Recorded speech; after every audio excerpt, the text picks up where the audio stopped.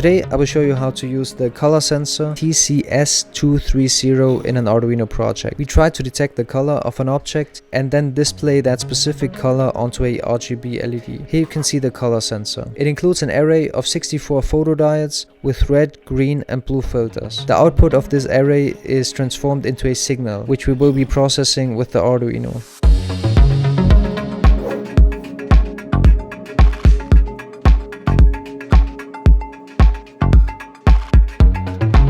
We set up the RGB LED with one 220 resistor and connect it to ground of the Arduino.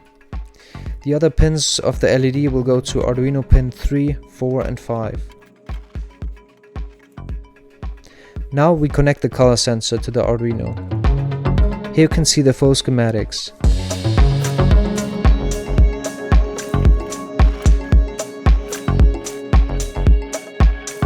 Now let's head over to the Arduino IDE to develop the code. I will leave a link to the code in the description. If you want to build this project yourself, you also need to calibrate the input values specific to your project.